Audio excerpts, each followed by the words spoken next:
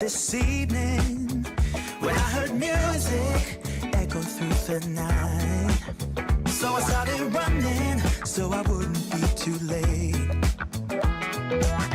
the neon light, what the music could reveal through the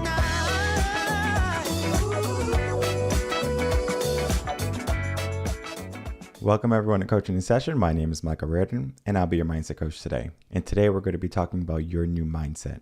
And if you've been along with me past these 101 episodes, then you already know. Every episode is getting us a little bit closer to a different mindset, our mindset. Just because I have a different view or a different way of doing things, it doesn't necessarily mean that what you want to do is going to be a different path. Because just because we walk together doesn't necessarily mean we're going to have the same outcome. When you walk your path on the journey of a new mindset, you're going to have different viewpoints. And those viewpoints are not wrong. They're going to be yours. How you view a situation, an outcome, your journey is going to be dependent on your environment when you were growing up, your beliefs growing up, everything that made you, that's going to calculate into your mindset.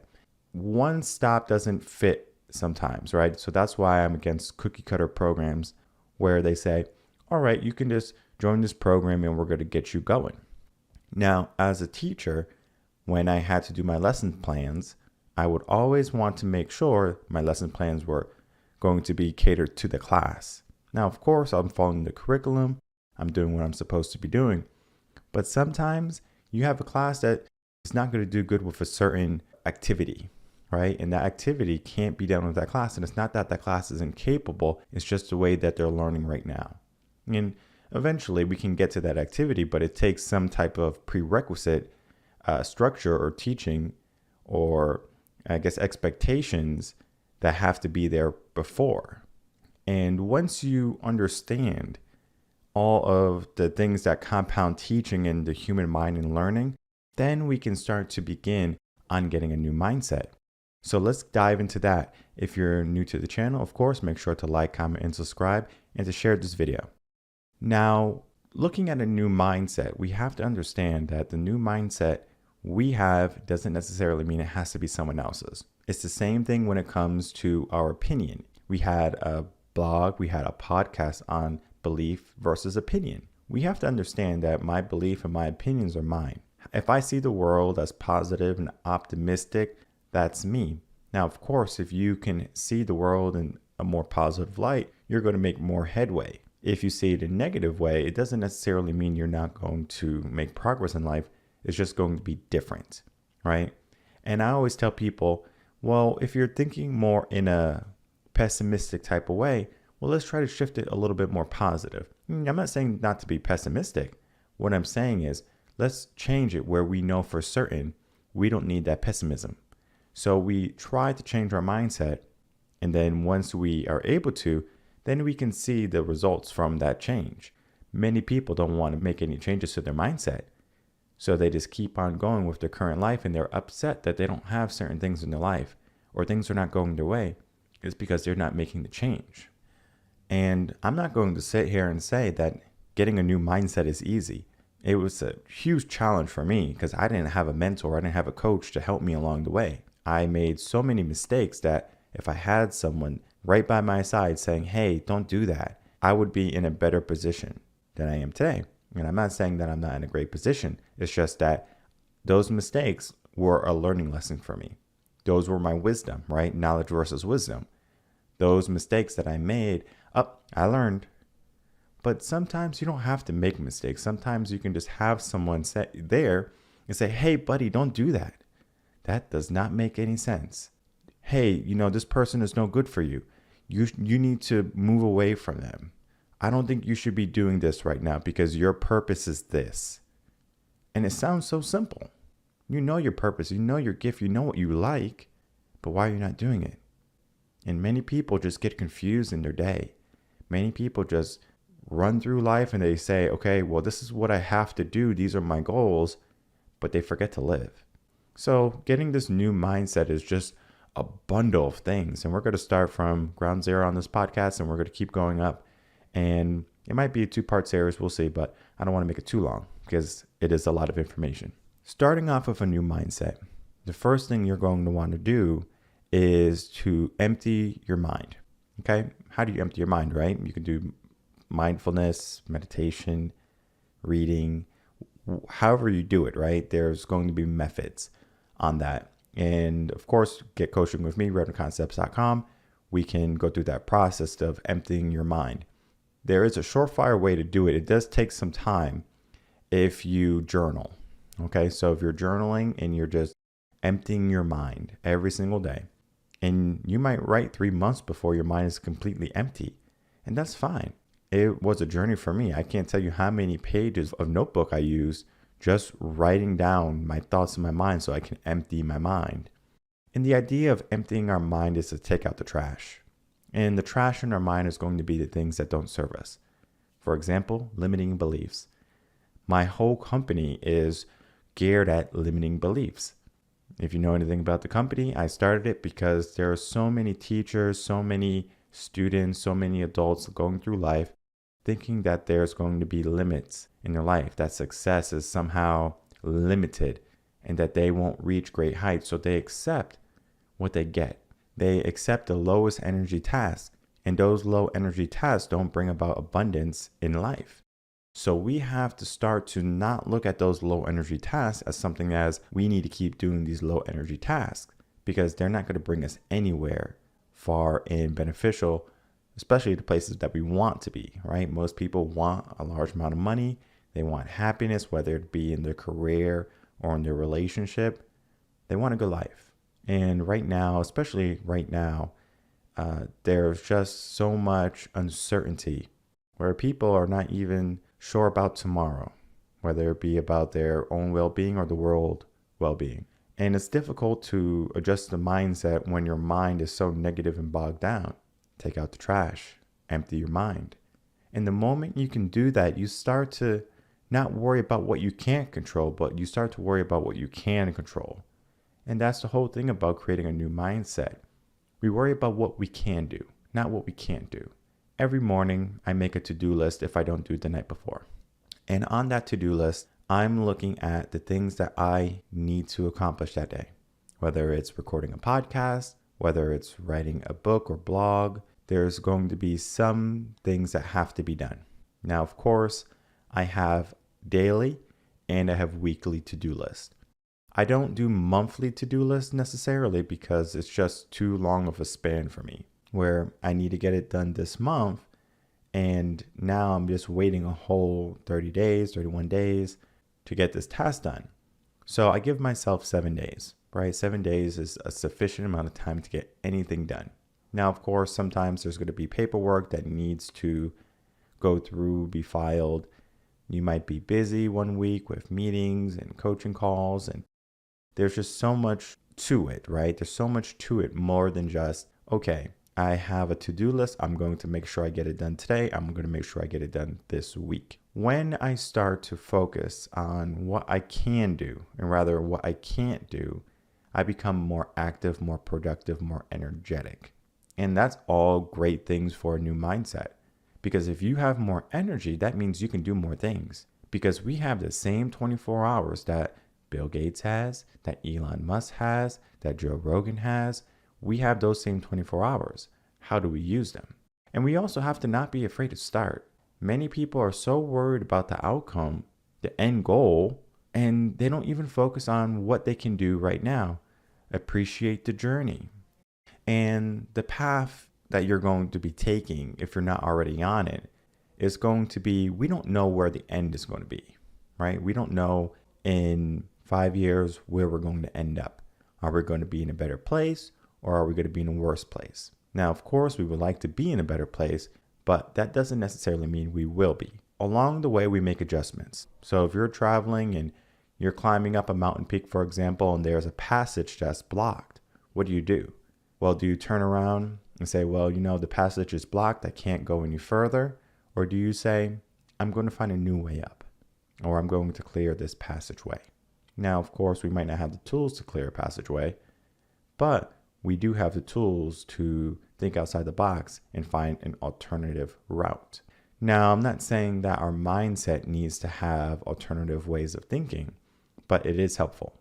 The first step, again, taking out the trash, is going to be important for you to start to see what you're able to accomplish.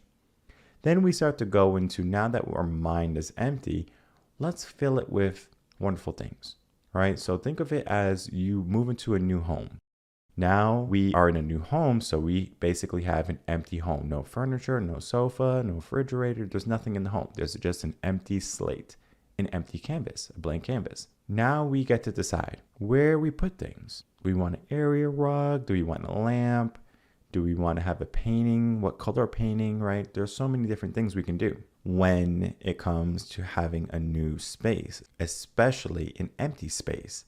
So now that we have this empty space, we can be thorough in what we put into that space. So instead of having toxic friends come over and live in our new space, we're going to say, I'm going to have positive friends. I'm going to have people who are lifting me up, people who care about me, people who don't take from me without giving also. There's so many different things that we can look at, right? Now, you might say, I'm going to start to do this new activity when I'm in my new home. Maybe it's yoga. Maybe it's cooking, because now you have a nice big kitchen. And before you had a little kitchenette. There's so many different things, right? However you view this new space, understand that the things you decorate and the people that you allow in that space, and that is what your mindset is going to be comprised of until the next time you make a mindset shift. So if you are picky when you are choosing your people, choosing your decorations, you can make sure you have only the good things, the things that you need. No extra weight, no extra baggage, just the essentials. And when it comes to a new mindset, that's what we have to start to worry about or work on. The new essentials, only the essentials. We only need the essentials. And many people have so many different things. You have drawers of crap that you probably have never used in years, and they just sit there, right? That's like the mind. Just like those drawers that you never open, you don't open your mind. And you don't declutter your home every single year or every single month or every single week or every single day. And that's why we have to take out the trash in step one. And then there's a process now, because once the trash is out, then we get to decorate. But then once we move into a new home, what starts to happen? We start to hoard. We start to accumulate things that don't serve us, things that we don't need anymore. And on the off chance, well, maybe we need it, but that maybe is not going to be a certainty. It's just going to be, well, just in case. And of course, we should be ready for just in case. But when we're ready for just in case all the time, and we worry about just in case all the time, we take away from the moment. We take away from the present. We take away from the journey. And that leads to our third step, which is going to be dealing with our destination. So we have an idea of where we want to be. Are we worried about that destination? Or are we more inclined to saying, well, I understand where I need to be. I'm going to enjoy the ride. Now, think of it as if you go in your car, you put in your GPS, whether Google, Waze, whatever GPS you use. And now that you're in this GPS factor, you just have to say, okay, I'm here and I need to get there. Do you pay attention along the way besides changing the radio station? Most people don't. Most people say, okay, I know my destination. I'm going to be 30 minutes away from my destination, and I'm going to be on the right road to my destination, right? If anything pops up, like a traffic stoppage or, a car accident, it pops up on the GPS, so we don't have to worry about much. Of course, we pay attention to driving so we don't get in a car crash. But during that drive, what happens, for example, when you get to a red stoplight? Now, you're not making movement, right? Because you're not even making any progress. You're literally waiting for the green light. You're waiting to keep on moving. Now, during that red light, many people do this. They sit in their car, they look at the red light, and they wait. And they wait, and they wait, and they wait until the green light. Now, I'm not saying to ignore that red light, because then you're going to be one of those people who are at a green light not moving. And everyone behind them is beeping the horn and upset. But that's besides the point. What we're looking at is just how we view our journey. That 30 minutes in our day, were we doing something productive besides just commuting? Now, during that 30 minutes, we can listen to a podcast. We can maybe be on a phone call if it's not too distraction, especially if you have a hands-free option where you don't have to take your hands off the wheel. You could still focus. There's going to be things that you can do in that 30 minutes. you can live life. It is challenging though to look and appreciate when you are in the car and you're driving, right? Because you have to pay attention to the road. And that's going to be the most important part of driving, right? Pay attention. But there's going to be things that you can do that's semi-multitasking, whether it be listening to audio. That's why there's radios in cars. And then you can, of course, listen to podcasts like this. Or you can have a phone call, something meaningful with someone, whether it be a spouse, a family member, and you can have a meaningful conversation in that 30 minutes. Because our world right now, our society, many people grow up, they want to be adults, especially young children, teenagers, they want to be adults. And when they're finally adults, they forget about mom and dad. And while mom and dad sacrificed for these kids 18 years, now these kids don't see mom and dad as mom and dad. They're like, well, they might be grandma and grandpa eventually, but right now I'm worried about me. I'm worried about my life. And that's where many people end up. They worry about their life and they don't necessarily worry about, well, what about mom and dad, right? What about grandma, grandpa? Those family members that are getting older. Because while we're growing up, they're getting old. And before we know it, it's going to be a regret. And that leads to our next step or our next point. What are we going to focus on so we don't have regrets? Because that new mindset shouldn't be one that is going to be leading to regret. So we're on our journey, right? We empty the trash, we decorate the home, we are going to start to live more meaningfully, even though we know our destination. We pay attention and we do things during that journey to that destination that are going to be meaningful. Because life is not so much about the destination, but it is about the journey. We are not going to regret taking a journey and then getting to a destination that we don't like. We might regret the destination, but we won't regret the journey. The journey makes you. It creates you. It helps you build. And that is where the wisdom comes in. The knowledge that you might have to attain or learn comes in from the journey. And of course, the destination can play a factor in that too. But the destination is just a small fraction. It doesn't necessarily matter. So when I have people and they come in and they say, Mike, I want to do this. And I say, okay, sure, we can do that. That's not a problem. We have a destination, we have a goal, because we have to have some point that we work on. And we're working on it, we're working on it, we're working on it. But in the background, I don't tell them that I'm giving them another goal, because I'm placing goals behind their goal. And it's not so much that I know what they want, but I do ask them, and I just do it subconsciously. And I just ask, what is your dream life? What do you want to do? And then I say, let's do step one. And now they're so worried about step one and the goal that I'm worried about everything in between and everything after. And of course, that's what coaching is. You should have a coach that wants you to be in a better place, and they're going to stop you from doing anything that's going to deter you from reaching that goal. And most people who get coaching, they're not going to make a regret, right? Oh, I regret getting coaching. Most people are going to regret not getting coaching earlier. And even myself, I could have wasted 3-4 years of my life just trying to figure this all out. And now what I'm doing is I'm helping people. I'm creating an opportunity for people to get quality coaching at an affordable price. I understand inflation and budgeting is tight right now, but you have to understand we can be in a better position now if we do the right things, rather than just holding on to the sand and the sand just seeping out of our hands. We're trying to hold on to water and the water is just running out of our hand. There's a different way to do it. And we have to use our resources to invest in ourselves. Same thing with the mindset. When we empty out that space in our mind and we want to create a healthy environment for our thinking and our thoughts, guess what happens? We have to invest in that. You think the sofa was free? You think the decorations you put on the wall were free? No, of course, you might have got them donated, right? And that's good for you, but there's going to be some costs that are going to be associated with your home. So that investment of making sure your home is the best home for you is similar to how making your mind is going to be the best mind for you. Is my mind going to help me get to the places that I want it to get me to? Sometimes many people don't even think that far into the future. Some people just say, well, I'm worried about today. I'm worried about surviving today. I'm worried about surviving this week or this month. And you might be on that survival mode at that moment, but you don't have to stay there.